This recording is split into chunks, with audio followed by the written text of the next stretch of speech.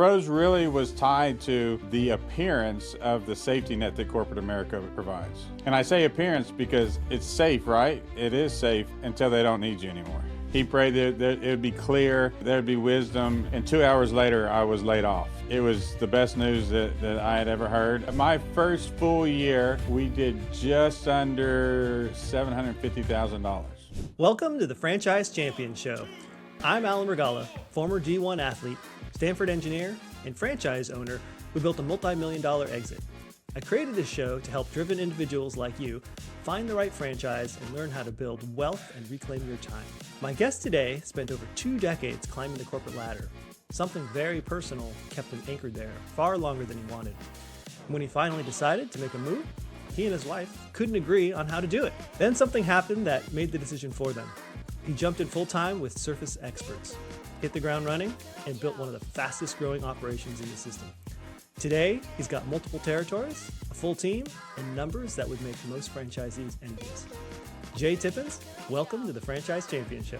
Thank you, Alan. Great to be here. I'm very excited to have you on this show. Surface Experts is a business that I really appreciate and love the model, and I'm excited to have you share some of the details with our audience. But to get us started here, first tell us your background and how you eventually got into franchising. Okay. So again, I was in technology, corporate America for many, many years. Worked at Deloitte and their technology area for almost 18 years.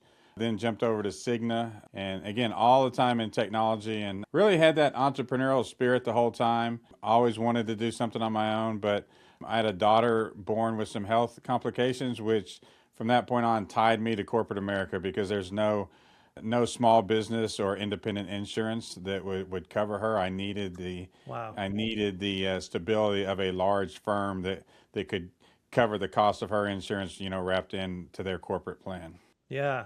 That makes sense. But it sounds like you were maybe itching to go, but definitely.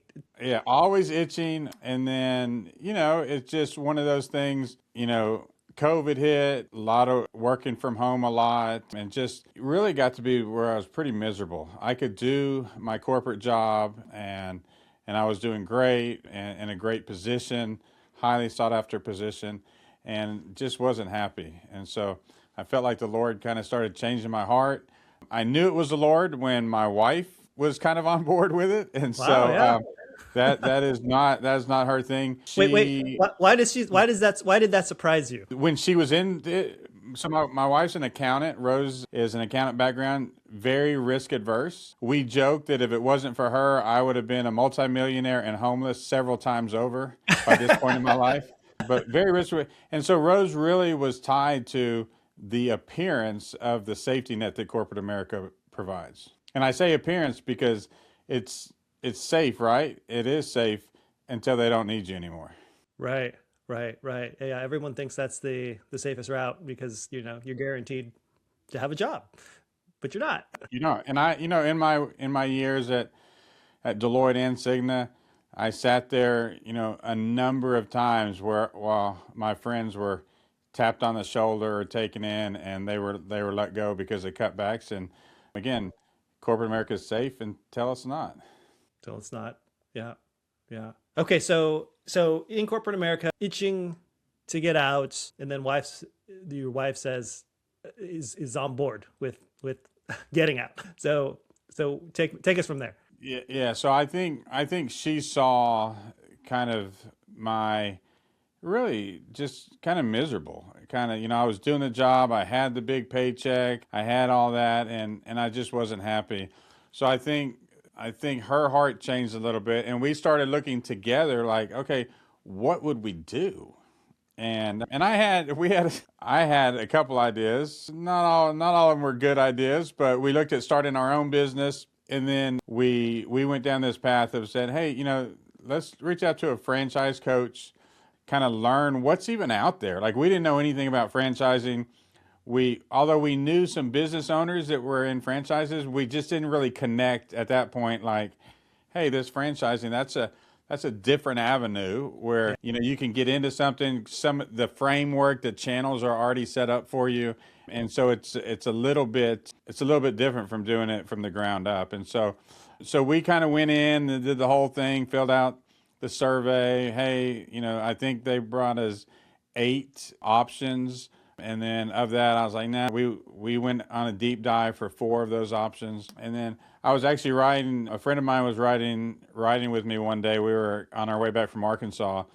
And he said, my old worship pastor, they got into franchising. He goes, and I think they did pretty good. And so he connected me with Ken and Kent, and we had a talk and conversation, and Kent was with Surface Experts. And so I reached out to our franchise coach and said, hey, I want to include this company in our deep dive. And so we had our choice narrowed down to 2, and that was like kind of in February.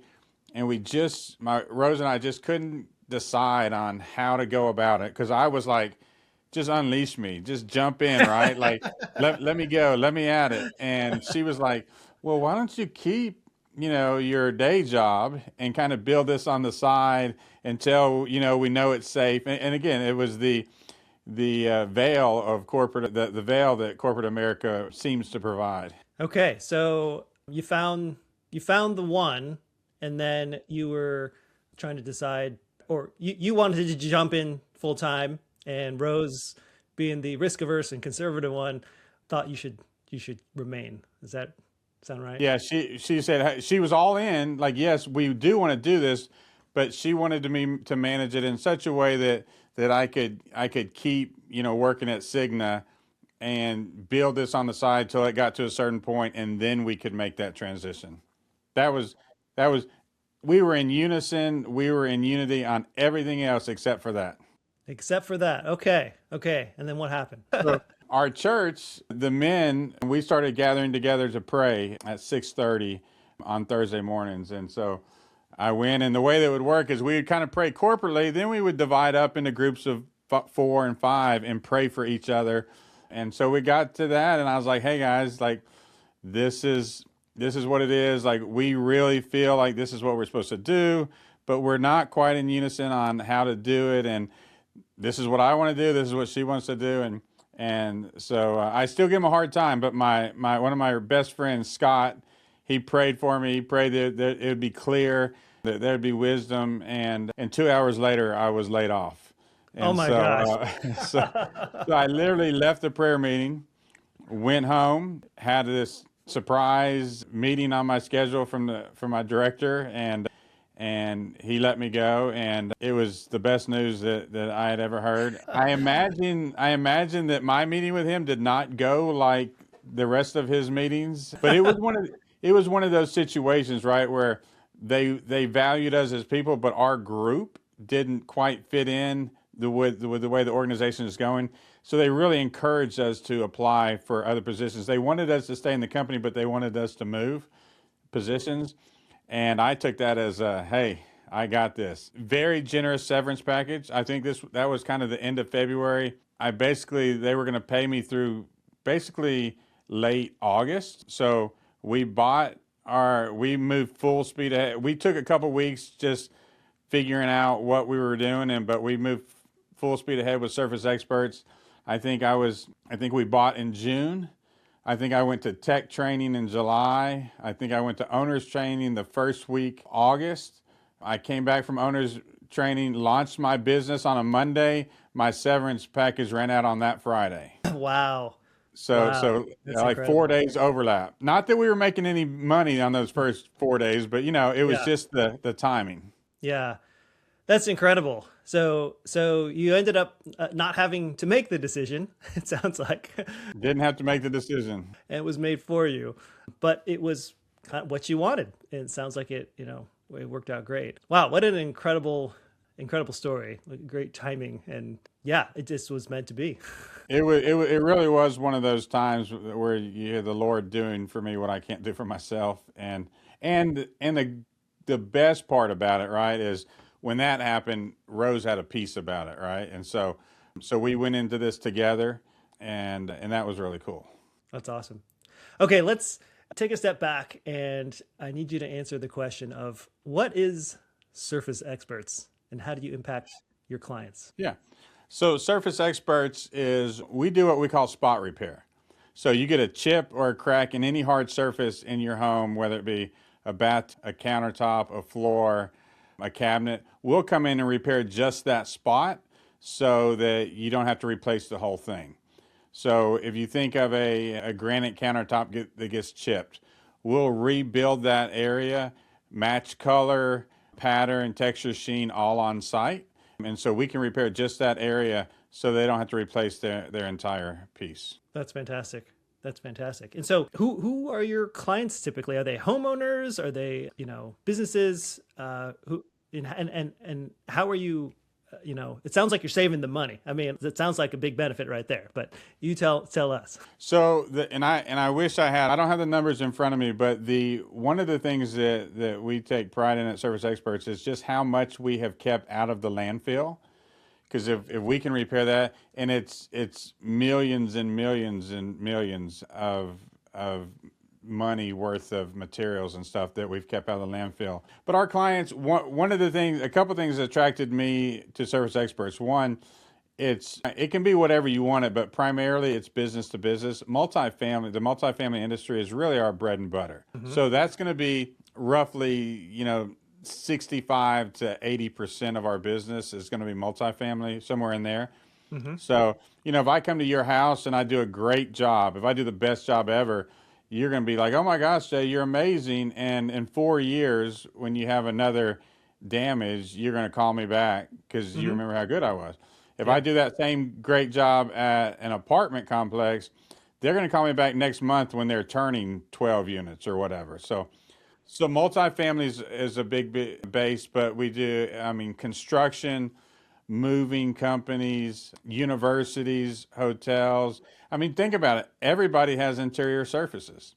And so part of what attracted me to Surface Experts is, when I bought, 2023, 22 time frame, you just didn't know what was going to happen with the economy. Well, if something, God forbid, happens to the economy and it starts going down, a couple of things. Businesses spend money longer than individuals. So I didn't want a franchise that primarily targeted individuals. And we become that much more valuable.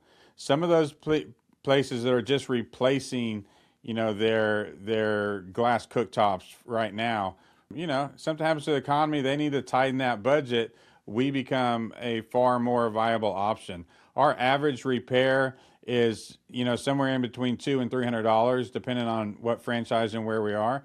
Whereas the average cost to replace that item is probably a couple thousand. So we come in at a very reasonable price to repair rather than replace. Yeah. Yeah, I think that's great. Both saving money, obviously, is huge. But I really like what you said before, which is, just keeping things out of the landfill is really a big deal. It's similar to my business, at Shelf Genie. We would retrofit cabinets with our pull-out shelving. And so people could keep their cabinets, no matter how old they were. And we would just make them better, more functional, which is awesome that you guys can do the same thing. One thing I've heard from some of my clients, when I first introduced this concept to them is, they say, well, this is something, a handyman could do, right? I don't see anything special or proprietary about this. How would you respond to that? Yeah, Cousin Jimmy can do it.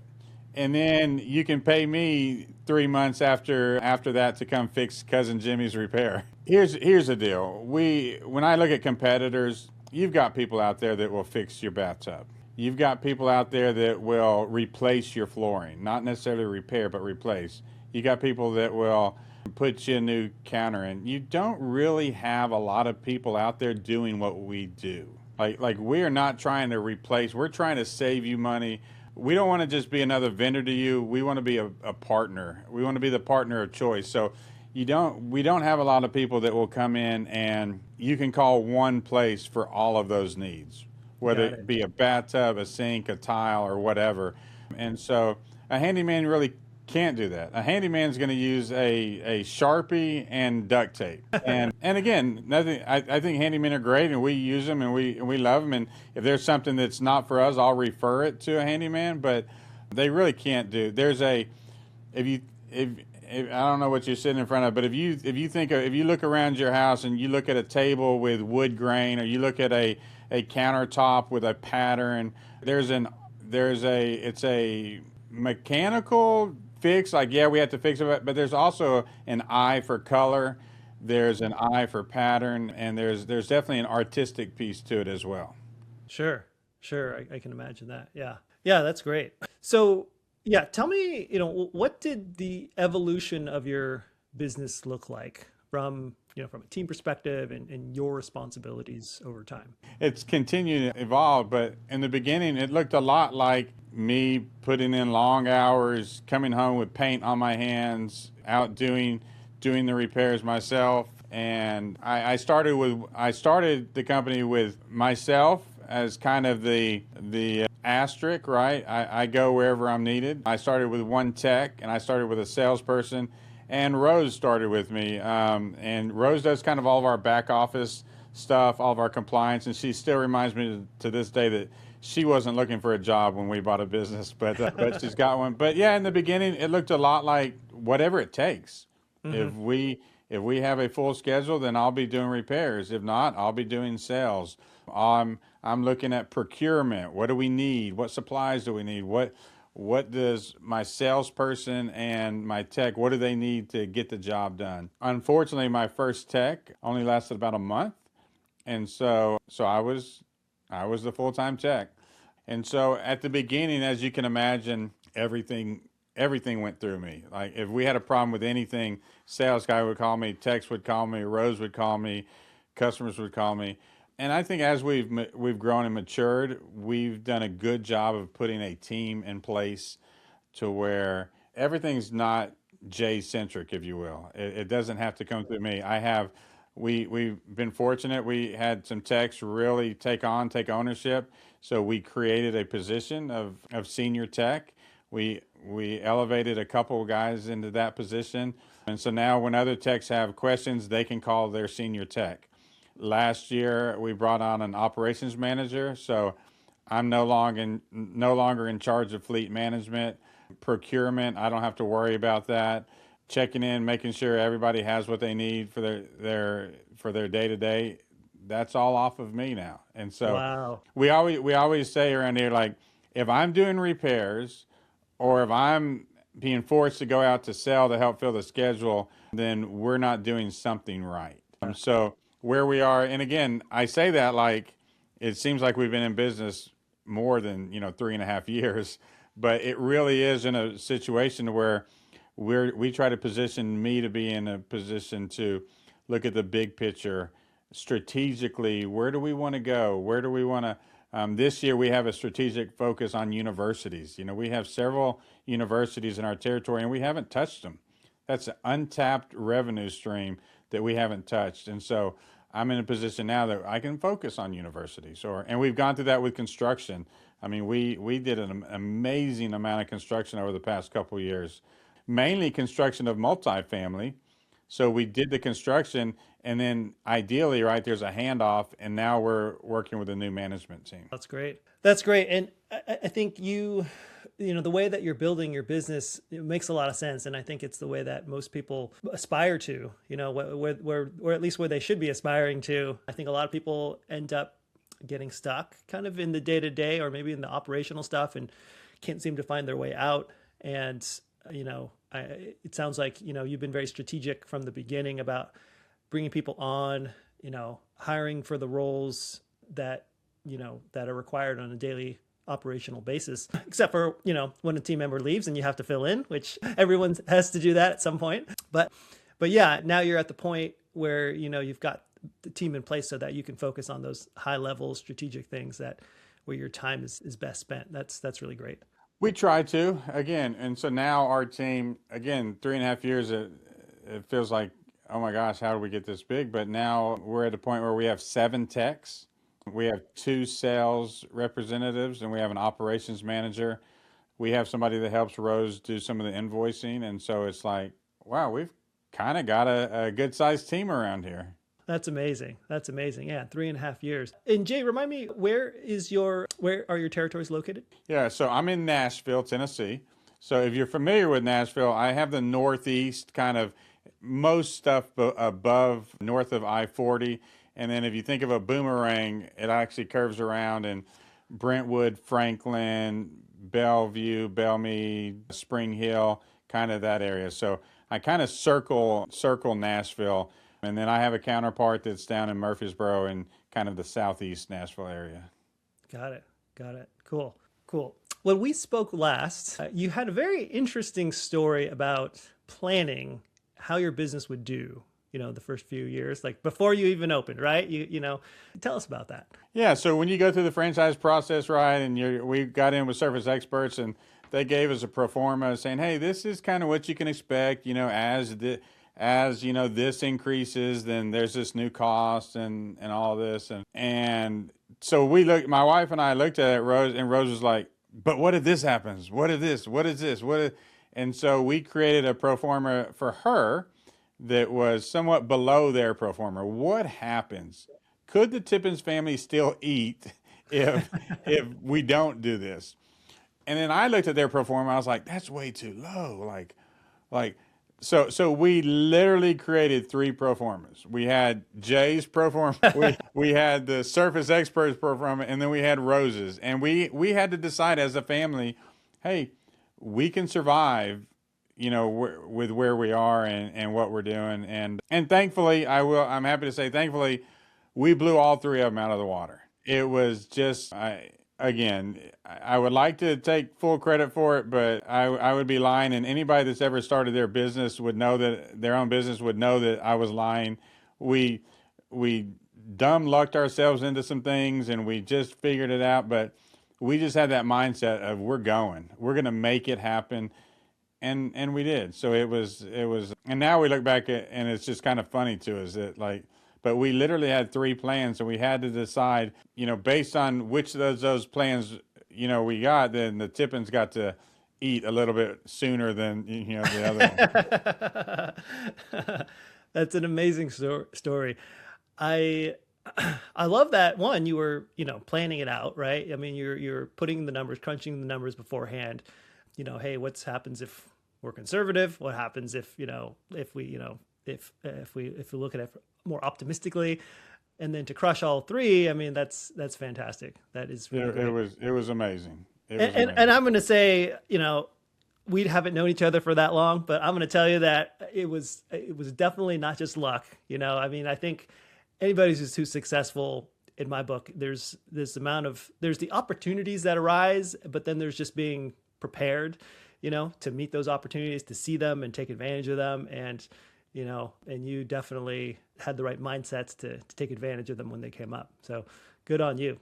Well, thank you. I will say, absolutely, I was ready to take advantage of anything. I think a lot of people around me might question you on saying I had the right mindset, but we made it happen, and we got it done. And there were stressful times, and it was chaotic times, and it was, and we did it. And it was an amazing journey. And now we look back and we can kind of laugh at where we were and the things that we did.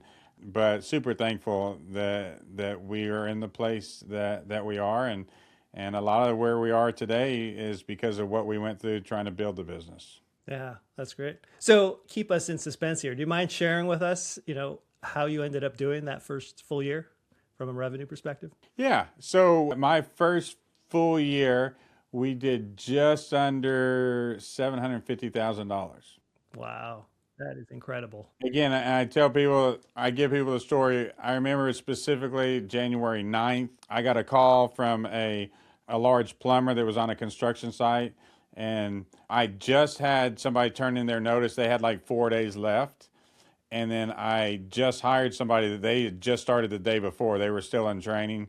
And I get this call and said, hey, Jay, got your number from so-and-so, and we have about 40 shower pans that need to be repaired before the end of the month. Wow. And this was January 9th. I had no techs. I had a tech that had been with me one day, and I was like, oh, absolutely. That's what we do. Yeah, we can, absolutely. That's no problem at all. We would be glad to help you with that. And I hung up the phone and was like, oh crap, let's figure this out. So, and that's what we did. We figured it out, and those 40 tubs by the end of January ended up being more like 300 tubs by the end of June, or shower pans. And so that was but again, it was one of those that had I say been honest, had I said, gosh, I'm just not in the position right now to help you, it would have never happened. But we were determined again to be the best partner, and we had a customer that needed a good partner. They needed somebody to help them. They were in a bind, and we made it happen. That is crazy. Well, and I'm gonna fight you on this and say, the mindset actually was you were thinking how can I? You were thinking, I know this is possible. It's how can we get this done? You weren't thinking I don't think I can't, making excuses or whatever. You were just like, okay, we're gonna do it. We just have to figure out how to do it. Exactly, and that's really the mindset, right? And I joke, but the mindset really is absolutely we can do that. We're going to be the best partner of choice. If you ask me, if I'm not at that place today, then I'm still going to say absolutely, and I'm going to figure out how to get to that place before you need it. Yeah. Oh, that's great. That's a fantastic story. So good. I want to take a quick pause here. Jay's story is a perfect example of what it looks like when the right franchise meets the right person at the right time. That match doesn't happen by accident. I help driven professionals cut through the noise and find the specific opportunity that fits their goals and their life, completely free of charge. If you're ready to start that conversation, book a quick intro call at athletetoowner.com/ready. Now, back to Jay. Okay, so just under $750K in your first year of business. I mean, that is truly unbelievable. You beat me in my first year in franchising, and that is a great number. And so how did you do this most recent year, 2025?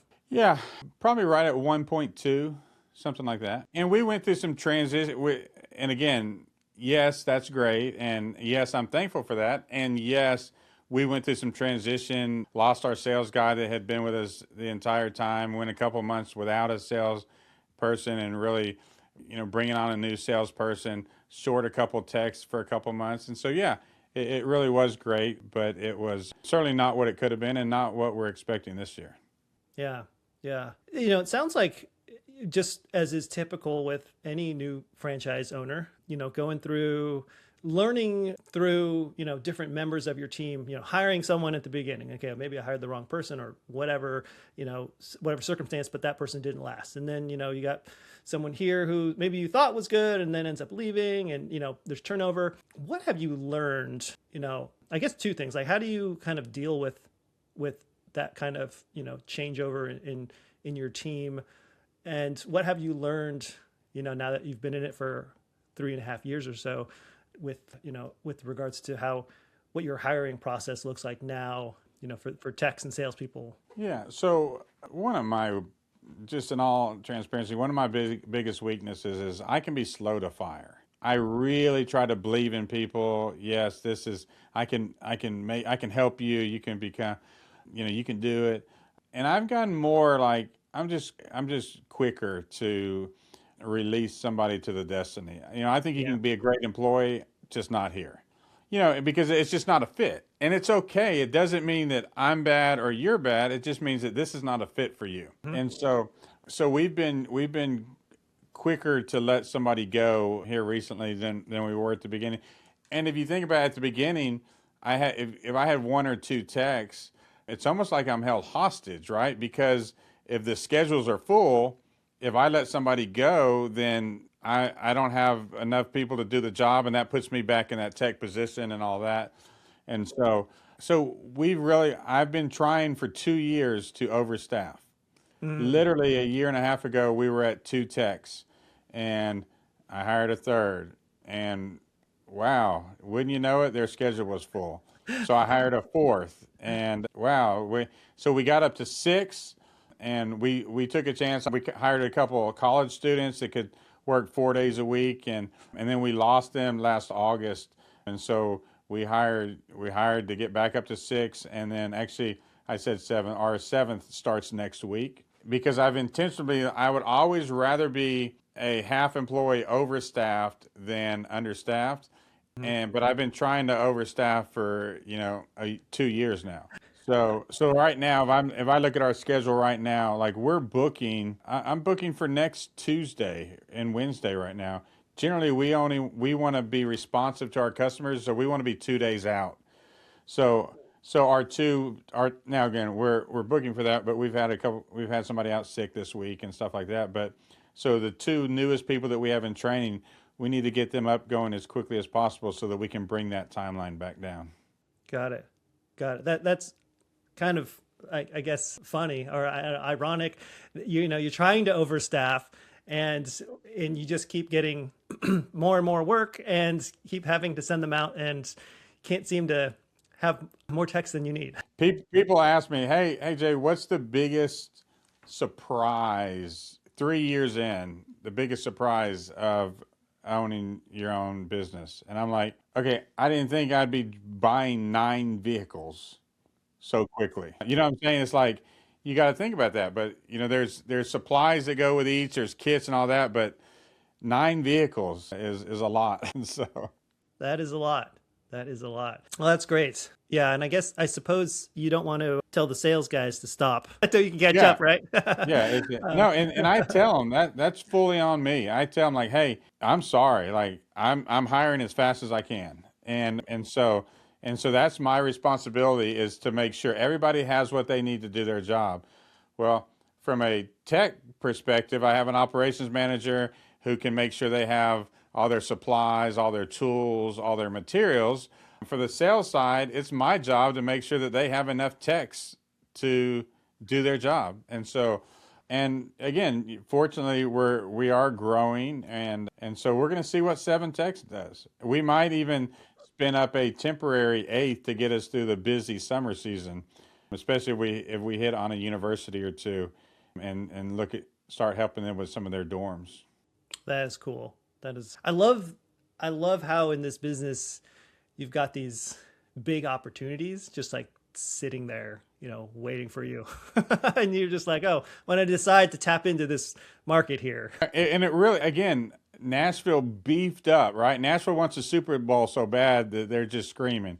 Nashville beefed up their hotels a few years ago so that they got like the NHL or NFL draft, and they won a Super Bowl. And where there's requirement, we haven't even touched hotels. We've done a few things here and there, but it's a whole untapped market. And so when I look at Service Experts, I was like, okay, I think our top franchise a couple years ago, or last year or something, did like over $2 million. I don't think we've tapped our potential yet. There's no reason that we don't have franchises doing $3 million a year. It's just a matter of growth, getting the systems in place, and being strategic about it. I love that. I love it. Okay, so if you had continued working a full-time job, let's say you didn't get laid off, right? Let's say you decided, let's say Rose won, and you were continuing to work instead of being able to dive in headfirst like you did. I'm curious, what impact do you think that would have had on your business getting off the ground? 4-year delay. 4-year delay. Doing what I did, jumping in, because again, I lost my tech 30 days in. So if I was working, we would have just been dead in the water. So then it would have taken, 30 days to hire another tech and get them trained and all that. And I really believe if I was working a job, it would have been a multiple year delay, much a slow process. Which again, in that scenario, I would have lost my salesperson too, because they wouldn't have been getting commissions because they couldn't really be selling full time because we didn't have anybody to do the work. I just don't see how I could have been successful trying to do something else as well. Yeah. This is not Service Experts, in my opinion, and people run them all differently, but in my opinion, and really almost any franchise, in my opinion, I think the owner needs to come in and learn every aspect of it, run it, get it up, and then put systems in place if they want to step back. I don't think Service Experts is a passive, oh, I'm just going to throw some money at this and throw it out there and let it run, in my experience. Yeah, no, I mean, I think for the most part that you're right. You're spot on. Most businesses, like, the owner should be involved, at least to some degree. And I think it's the wisest thing to do is to learn all aspects of the business so that you can bring people in and know what they're supposed to be doing and earn your freedom by kind of being in the thick of things, being in the weeds at the beginning, and then slowly pull yourself out. Yeah, great way to say it. Earn your freedom. And you know what? Right now, I'm in that place where I do have more of that. But at any given time, any aspect of our business goes down, somebody's in trouble, we're out, or whatever, I can jump in and fill in the gap in any aspect of our business. That's great. Just cut that part out just in case Rose sees it, because that's not true for payroll and invoicing. Part except for that part.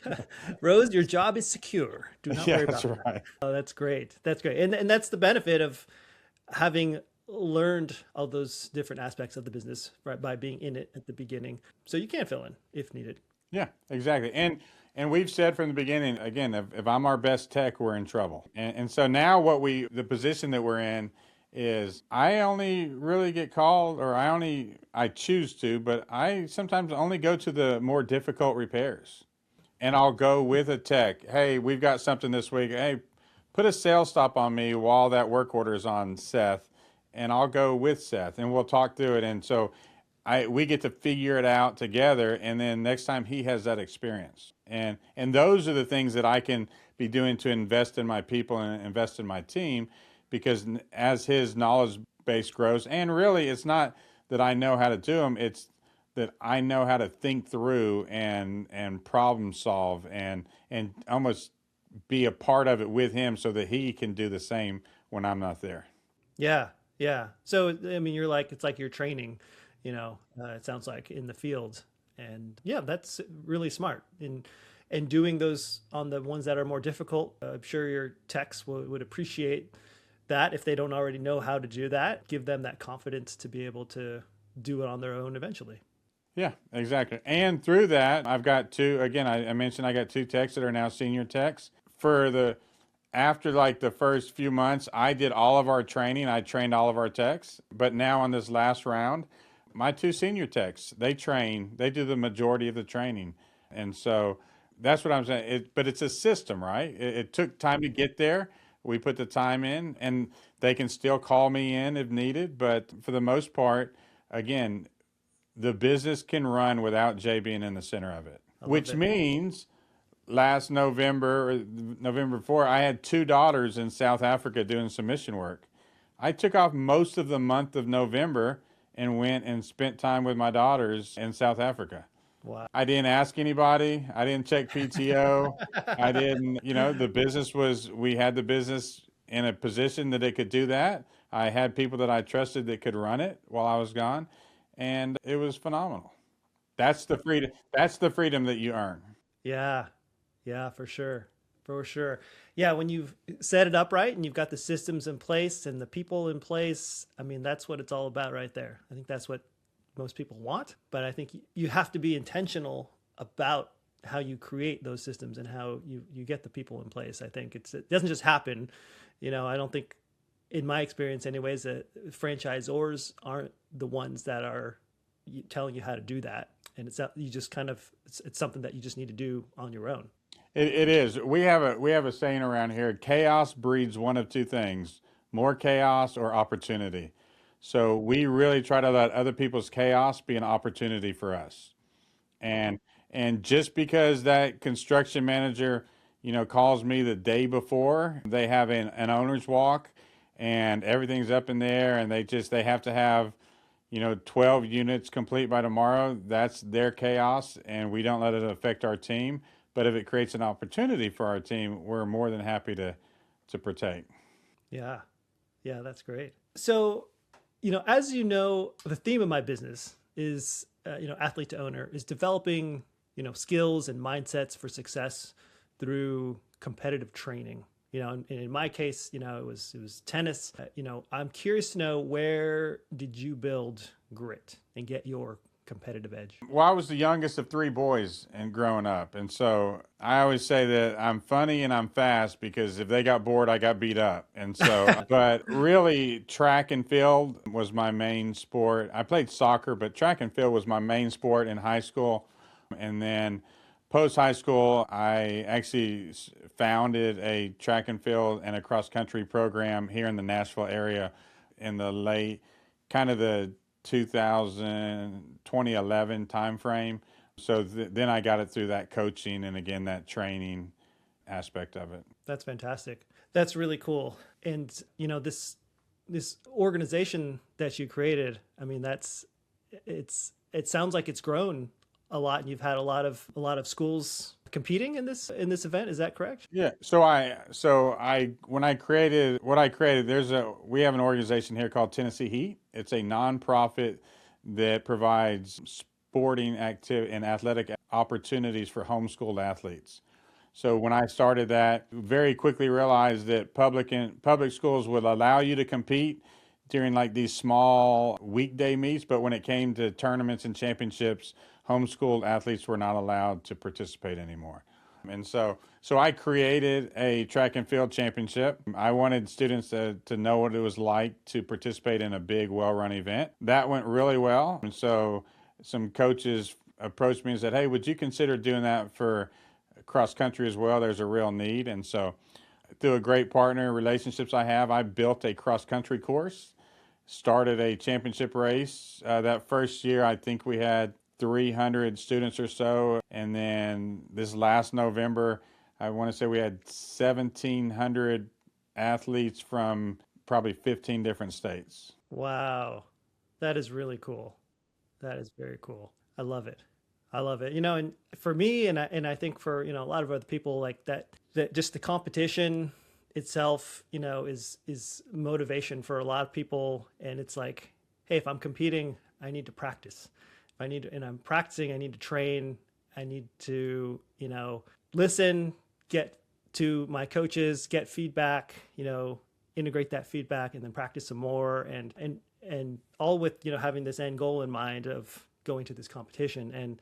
And also knowing that, not everyone's going to win, right? So you got that thing in your mind already where it's like, hey, I know some of the times I'm going to lose. Sometimes I may win, but I just got to keep getting back up and keep going. And I think that's where sports, especially competitive sports, is so helpful in building this discipline, coachability, lifelong learning, mindset and grit. And that's great that you're able to create this event and help, students all over the country develop those skills themselves. Yeah, there is. At some point, it's got to be a mindset shift. And I really see that in business as well. But at some point, it's got to go from, hey, I want to play basketball, or hey, I want to play tennis, to, hey, I want to be really good, right? And I'm going to do what it takes to be really good. And I'm going to be coachable. I'm going to learn from my mistakes. I'm not just going to get mad. I'm not going to quit. I'm not going to give up. I'm going to hit the weight room. I'm going to hit the running or whatever. But at some point, there is a shift, and especially in competitive sports, there's got to be a shift in my mind to where, hey, I'm going to go play basketball, to, hey, I want to be really good at whatever sport this is. Yeah, absolutely. And it's the same way in business, right? Like, hey, I'm going to start and again, there's the month that I started Surface Experts, my franchise, there were several of us, and we're all at drastically different places. And some of my good friends are actually doing better than I am, which ticks me off. But that's okay. I love them. They're phenomenal people. But there's that competitive spirit coming out. There's that competitive spirit. But at some point, right, you just say, hey, we're going to be the best that we can be. Like, no matter whatever we do. And when I look at Surface Experts, whatever we do, it's going to be quality. Like, if we lose money because we have to go back out there and do it several times, it's going to end up in the right place. And again, you learn from that. You build, there's more discipline, and I'm a firm believer in sports as a young person, because some of the principles and stuff that you learn there can guide you throughout the rest of your life, really. Yeah. And I really think you hit it spot on there when you said, I want to get good. I mean, at the end of the day, that's what being a high performer is like you just want to get good at whatever it is, whether that's sports, whether it's school, whether that's business, or, could be playing an instrument, dancing, or whatever. But that same mindset that allows you to get good at whatever that thing is, you can apply that to business, and man, you have that same drive like you, and you got the right mindsets of figuring it out and knowing that it's not going to be roses every day, except for your wife, I guess. It's going to be, you're going to have your ups and downs, but you just kind of keep getting back up and figure out how to make it happen. So I love that. And it's interesting when you make that shift, right? Being really good at a discipline is harder, sometimes longer hours. There's more dedication, more discipline needed. It's hard. And yet the reward, in my opinion, goes up and up and up because you have invested in all those other areas. Yeah, I love it. I love it. All right. So for all those new potential franchisees or existing franchisees out there, what advice do you have for them? Like, what's your top key to success in franchising? Ooh, that's a good question. I would say own it. Put in the hard work. If you don't want to work hard, work extremely hard to earn your freedom. Dedicate yourself, know your business, know your customers. And I would say this, one thing I've learned is I know my customers, I love my customers, but the people that work for me, 100% invest in them. My people know there's no question. If we call it a callback, something happened with the repair, something didn't go right. Maybe it just wasn't 100%. We have our people's back, and we'll go together if we need to make it right. But I've noticed investing in our people, I care about my people. They know I care about them. We have a great culture around here. They know they can give me a hard time just as like I'm going to give them a hard time. Invest in your people is huge. But I would say just jump in, own your business, own everything about it.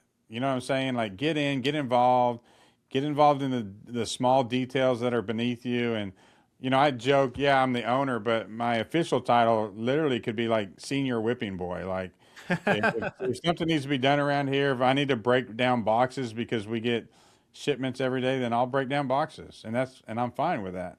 If I need to vacuum a car because somebody hasn't, that's fine.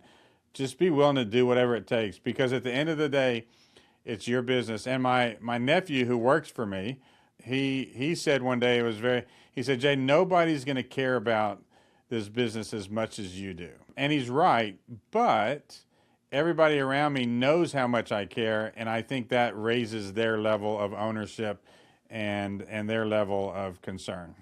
Because I have great people for me, and I'm finding a way to continue to make this a better place for them to be and to want to continue to be. That's great.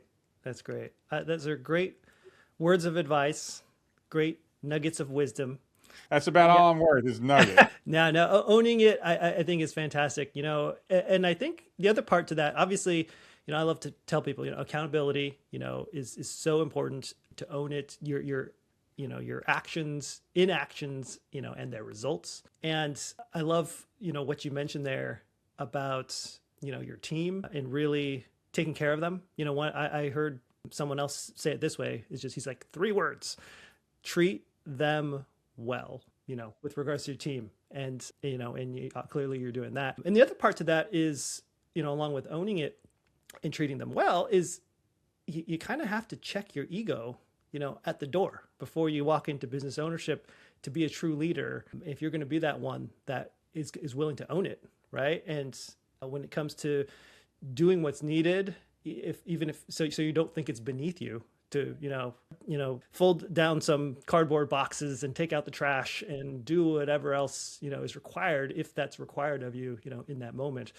And being okay with, seeing yourself, alongside your team as peers and not always, from above looking down at them. I think that's really great. Yeah, if we'll hear from customers like, oh, so-and-so did a great job. Well, we celebrate that. We'll send that to the entire team. Hey, good job. You got this, kudos. And then, if we get a call and something's totally messed up or we ruin somebody's life because their countertop doesn't look right or whatever, And then that's on me. That's my fault. And I'll do what I can to make it right. And then I'll hang up and figure out what went wrong or who did it or whatever. Yeah. Yeah. And that's, yeah, exactly. The other part to that is, hey, figure out how to make it right first, and then figure out, okay, how do I prevent this from happening again in the future? And I think that's the maturity of the business, right? As we're growing, we're getting more experience. The team is there. You get buy-in from your team, and it really helps exponentially elevate your business once you get that solid foundation and base. Well, Jay, I had so much fun learning from you today and sharing your story. Thank you for joining us, and congrats on being a franchise champion. Well, thanks for having me. It was great, and looking forward to let's connect again soon. Let's do it. Let's do it. Would you be okay maybe later on, I don't know, another year or so, or have you back out and give us your updated progress? Sure. Let's check in. Sounds great. All right. Sounds good. Thank you, Jay. Thanks, Alan. I hope Jay's story gave you a real picture of what the franchise journey can look like when you find the right fit and commit fully. The timing, the family dynamic, the faith in the process, it all came together. But the foundation was a solid business model with a proven system behind it. If you're in a corporate role wondering how to make your own move, or you've already been pushed out and don't want to go back, let's talk. I help professionals like you find the right franchise that fits your life, your capital, and your goals. And my coaching is 100% free. Book a quick intro call using the link in the show notes, or go to athletetoowner.com/ready. I'm Alan Regala, helping you go from athlete to owner. See you in the next one.